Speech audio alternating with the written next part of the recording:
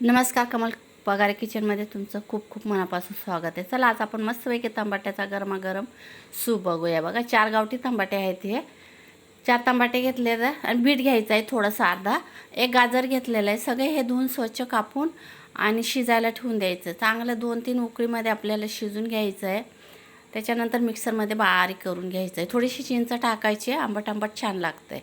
शिजून झालेलं आता मिक्सरला बारीक करून घेऊया.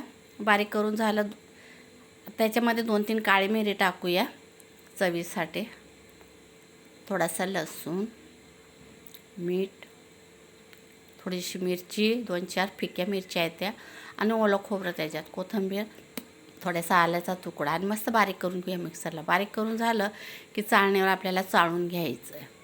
छान मस्तपैकी चाळून घ्यायचं आहे. आणि जे राहिलं आहे त्याच्यात पण थोडंसं मिक्सरमध्ये वापस टाकून आणि थोडं पाणी टाकून पुन्हा आपल्याला चाळून घ्यायचं, म्हणजे सगळं आपल्याला भेटतं आहे ते. चला ते बघा चोथा निघाला, टाकून देऊया.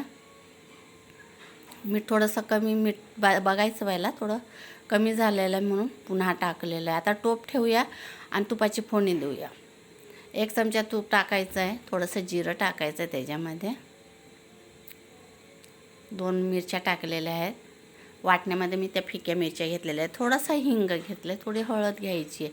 मस्तपैकी लाल करून घ्यायचं. त्याच्यानंतर टाकायचं टमाट्याचा सूप. चांगल्या 2-3 उकळ्या काढून घ्यायच्या. तुम्हाला पातळ करायचं तर पातळ पण करू शकतात. भातावर पण चांगलं लागतं खायला. आणि 1 चमचा साखर टाकायची. एवढा छान झालेला आहे मस्तपैकी सूप. प्लीज व्हिडिओ आवडला तर सबस्क्राईब करा, लाईक करा आणि कमेंट करून सांगा. आणि एकदा तुम्ही नक्की करून बघा. गरम गरम प्यायचा, भातावर पण खायला चांगला लागतो तो. चला मंडळी, एकदा करून बघा आणि सबस्क्राईब करून मला माझ्या चॅनलला सपोर्ट करा प्लीज प्लीज प्लीज.